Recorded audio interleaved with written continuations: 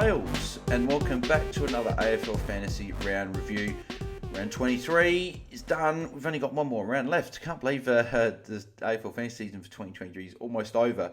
But we've only got one more week. We had a good week. 25-18. Round rank of 4983, as you can see there. Putting me over an overall rank of 2473. So put me up 190 spots from last week, which I thought with the 25-18 would actually see me go up a bit more. But obviously high scoring round, so a lot of coaches around me did quite well. The good thing is we cracked the 2500, which is nice. Obviously, the goal we want is to crack the top 2000 by the end of the season. Can we get there? That's the question. I haven't actually looked exactly how far I am away. I think I'd look roughly, I'd be somewhere about that 100-point mark, maybe 100, potentially 150. Hopefully we can get that this week and finish top 2K. We have had a good second half of the year. We've made up essentially over 7,000 spots, so it's been good. But +3, -3 for the week. Who's it going to go to? So +3, it could go to a number player, it could go to Marshall really, but I gave mine last night to Nick Newman. Had the choice this week of going Will Day to Nick Newman or going a Brad Crouch to Clayton Oliver. Sorry, not Brad Crouch, Jack Steele to Clayton Oliver. And I decided against going Oliver just with the tag risk, which was end up being a good decision. Went for Nick Newman, who scored 59 points more than Oliver. So, yeah, and Will Day got an 89. I think he might. I don't know if he's injured. Apparently he's just cramping up, so he might be missing. I'm not sure, but actually I expect him to probably play. But yeah, and I kept Brad Crouch. So I gained 11 points on that, and then gained the 60 points with getting Nick Newman instead. So good there. Could have gone at Ryan Marshall as well, and English as well. Bond. There's plenty of big scores, which we'll talk about in a sec. A -3 has to go to Sarong. I know there was other players that scored less. I know that Doherty, Sicily, guys like that scored less. But Sarong, I brought him in 2 weeks ago. He's gone back-to-back 86s for me. Not what I paid for, and there's a bit of sort of flag that he could potentially cop the Finn McGuinness tag this week. So he may be moving for me in my trade thoughts. So, but yeah, let's get stuck into the rest of the players. Before we do, as always, if you are enjoying the content around here, make sure you do leave a like on the video. If we can hit 30 likes on this video, it'd be very much appreciated. Also, make sure if you haven't, bottom right-hand corner, subscribe to the channel. We're 40 away from 1,300. I don't think we're going to get to the 1,300, but hey, if you can surprise me, that'd be fantastic. So make sure you subscribe, bottom right-hand corner, and get involved in the community. So we're doing stuff for the finals as well. I know again, I've got to be doing AFL Fantasy for finals, so I'll be doing probably stuff for that. I'll be doing watch-alongs for all the finals games. So if you want to get involved in that content, make sure you subscribe and keep up to date with everything going on. All right, let's get into the players. Jordan Dawson, 96. That's now 4 of his last 5 games. He's gone under 100. And they've all been 90s, so by no means am I trading him out or we're trading him out. But it's been a little bit of a down period for Dawson. Is that because Matt Crouch is in the team? Is more teams giving him attention? It's probably a mixture of a few factors, but I expect him to finish pretty well against West Coast. And I'm surprised that I've gone this long without mentioning about bloody Saturday night. Very depressed about that, and still quite angry about what happened Saturday night. Just a bit of an injustice for the Crows, but hopefully they can end off on a good note. I'll be going to watch them. I was hoping to watch them potentially get the finals berth, but not to be. But hopefully Dawson can finish off the season well. James Sicily, 78, was copped some attention from Melksham there. That's why he scored a bit lower. He's got Freo this week. Do they send someone to him? I'm not sure. But hopefully he can end off on a good note. I won't be trading him out. I've got other issues to deal with. Nick Newman, 125, as mentioned before. He was fantastic. He's been so good the last, how many has it been now? 4 scores in a row over 120. And he's only gone once under 100 since round 17, which was a 93. He's been fantastic. I wish I'd jumped on him sooner. And he's got Giants to end off the year, so I'll be able to cheer him on that last game. Along with Doherty as well. He only got an 80, bit of a poor score for him. I'm hoping he bounced back to the final game, which we will be watching. If you guys are in Perth, Varsity Northbridge, me and Tim will be doing a round 24 live show. So the tickets are free. Make sure you go and get your tickets. They've been posted on our podcast description. I'll post them in the comments here as well and pin it to the comments. So make sure you guys go get your free tickets. If you're in Perth and want to come along to live show, I'll be watching Carlton and GWS for the final game of the season. Then me and Tim will do our usual live Twitter space and live round review straight after. A bit more of a season review, which is going to be good. So, yeah, make sure you guys, if you're in Perth, make sure you buy tickets. And if you aren't and you want to watch the live show, we will be live on YouTube. So make sure you tune into that. Jack Sinclair, 136, back-to-back 120 plus scores for him. And is that his season high score? 130, no, 141 he got against the Giants. So his second high score for the season. He's just a very good player, isn't he? I expect to get another All-Australian this year. He's had a great year. Again, not probably as good as what he had last year, but then again, he's still averaging 102.2. So I think that's pretty similar to what he went at last year. So it's been from the buys. So the start of the year, he didn't start too well. Only 200s in the first 6 games, and then only 3 in the first 9. But it's pretty much been from the buys. He's only gone under 100 twice, and they've both been a couple of 80s there. So he's been fantastic. And yeah, I'm very happy along with a lot of other people. Tom Stewart, his high score of the season, 133.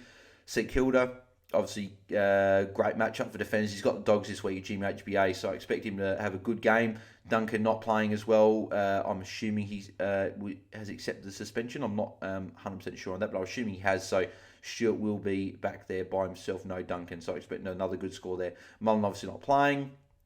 Borlase in the 29, which... It's funny because he got the 90 in his first game, and I think he's gone 8 and 29 in his next 2. So just showing, there you go. So just showing that your key defenders, you just can't rely on any, at all. But that's fine. He's still some cover anyway. Excuse me. Marcus Bonampelli, he's just been fantastic, hasn't he? 140, averaging over at nearly 117 for the year.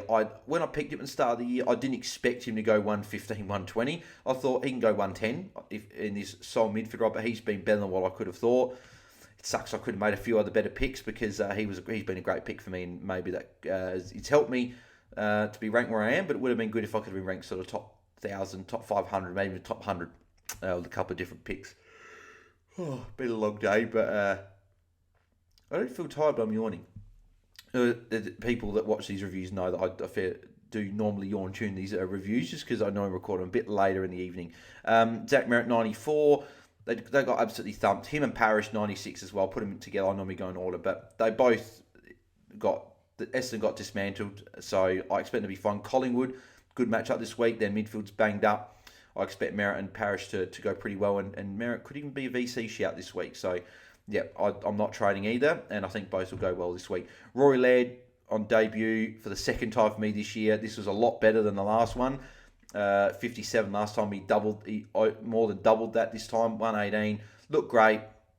Should have been the highest scoring player in a win, but yeah, I'm still gonna be doing that. Still can't believe it. But yeah, Lairdy was great, and I wouldn't be shocked if he didn't play this week, which would suck because I would then have to trade him out, and I potentially want to move on both or one of Sarong and Brayshaw, but then I also want to move on Jackson. So I'm hoping he does. I think he will. I think Laird will just go, I'll play one more game and then we'll go and if he needs to have any sort of fix up with his shoulder or anything like that, that'll be post-season. But we'll have to see. I'm hopeful he plays, but yeah, just keep an eye on that. Sarong 86, as mentioned before, very disappointing. Brad Crouch got 100. He just got the 100, so it's fine. I was going to trade him first before LDU, but LDU being the late out, which is fine because it actually works out better because I was going to trade LDU this week anyway because Gold Coast, I expect Took to go to LDU if LDU does play. So I'm fine keeping Crouch for one more game. He's got Brisbane at the Gabba. Tougher matchup, but Laird did go pretty well there. So I expect Crouch to go okay there as well. Brayshaw 119. Good to see him go well. When was the last time he went over 110? Yeah, 122 against Geelong, ran 20. Then a 110 there and ran 18. So not too many ceiling scores from Brayshaw this season. There's a 135 there, 157. So only the 2 scores over 130. He's only got the 4 scores over 120 as well this year. So not a huge year from Brayshaw, but just solid and consistent. 109 average. He's been good. So yeah, potentially might be looking at moving him on as well, just with the tag risk. But Jack Steele 115 as well. Did his job and was very good in this game, responding after a poorer couple of weeks before that. So he'll stay on my side for one more week, and hopefully we get him pretty cheap next year because he's going to be priced potentially under 100 or just above 100. So yeah, he'll be a watch. Chesser 37 on the bench there, and Drury came back, so he was the sub and came into the side. So yeah, we'll see if he holds his spot in the 22. Better late than never, I guess. Tim English, 146 was massive against the Eagles. In a shock loss there as well. So yeah, he's been fantastic. He's going to be priced like 120 next year, so he's going to be very expensive to start with. And then Ryan Marshall, VC. If it wasn't for Nick Newman, he'd be getting my +3. But the fact that I brought Newman in, he got a 125, I was happy to give it to him. But Marshall was fantastic, 141. I was going to go Bont captain anyway, so it wouldn't have mattered. I would have lost 1 point. And if Marshall didn't go well, it was fine. So it was good to see both my VC and captain go well this week, but Marshall was fantastic, so very happy to take that. Again, he's been very, very good. 115 and 120 average from the two ruckmen. It's been fantastic. Heath obviously not playing there. Goulden, 107. Had a slow first half. He copped attention. I don't know who it was from, but he did cop some attention. Second half, he got going and ended up on another 100 again. Another one of those players, I didn't expect an average 111 this season, but again, he's just been fantastic. Connor Rosie, first time in 12 weeks going under 100 there, so not a great showing from him on the weekend. He had a good first half. Second half, he got the young tag, so that explains a lot of it. He had a very, very quiet third and fourth quarter. I think he went sub 20 points in both quarters, so a little bit unlike him, but again, he's got Richmond this week. I think he'll end off with a good score, so I'm confident he goes big. Josh Dunkley, 102. Good to see him respond after a couple of slow weeks there. Still not that ceiling score. Maybe he ends it with this week. St Kilda, good matchup, so maybe it's this week. But he's been pretty good this year, playing majority midfield at Brisbane. So Trim Taranto, again, he's just been disappointing since the buys. 300s in, how many games is that? 300s in 8 games. The 300s haven't gone over one. He hasn't gone over 120 since the buy. There's a lot of sub hundreds, and 3 of the 5 games he's gone under 100 have been sub 90. Oh wow. Anyways, apologies. 89, 77, 80. So not a great second half of the year for Taranto, but hopefully he ends off with a bang this week against Port Adelaide. Tough matchup, but could maybe relish that tough matchup there. Stephen Canary, 104, responded in a good way, which is good to see him go back over 100. He's been a pretty solid pick this year for a lot of people that started with him. I got on him a little bit later than a lot of other people, but happy to have him there. And Carlton this week, hopefully he can end off with another 100. Vicentini was captain this week, very, very handy there. Kyle Omenos not playing, Harvey not playing there. Luke Jackson, 83. A bit disappointing, to be honest, in a pretty soft matchup against Sam Hayes there. He didn't really get going. He was on 20 points pretty early in the game. I think he was near 30 points at quarter time and just didn't really do too much after quarter time, which was a shame because we got him in for these 2 soft matchups. He got 100 last week. That could have been a lot bigger, but obviously it was a blowout win there. And then 83 this week. I'm looking potentially at moving him on to a forward that hopefully has a big game in the final round. So that's how the team went in terms of the final 2 trades for the season. It's probably going to come down to teams because you never know. With some teams sort of done for the year, is players going to be rested, sent in for surgery? I'm not sure. So probably teams will dictate a lot of what happens. But at this stage, early trades is Sarong will go for me, and he's going to go to Oliver or Tom Green. I'm potentially thinking Oliver just because I haven't owned Oliver this year, so maybe I just want to own him for 1 week. Tom and plus Laird that went big last week. I don't expect him to get a 60 again, Oliver. So Tom Green could be an option as well against Carlton. I'm not sure which way I go. I'm leaning Oliver at the moment, and then if I do go Brayshaw out, I will be bringing in Tom Green. So I'm tempted to go Brayshaw and Sarong out for those 2 midfielders, but then I'm also looking at going a Luke Jackson to a Flanders, Zach Butters, or I don't know if I can afford Butters and get Oliver. It could be Tom Green, but and then also Tex Walker is also an option for me that I'm looking at bringing in. So that's what I'm thinking. Trying to maybe do a couple of moves to try and get me into that top 2,000. That's probably what I'm looking at. So that early thoughts, but yeah, we'll see how we go. But anyway, I'll catch you guys tomorrow. This obviously was a day late, so apologies. I'll catch you guys tomorrow for the trade talk for the final time for the season.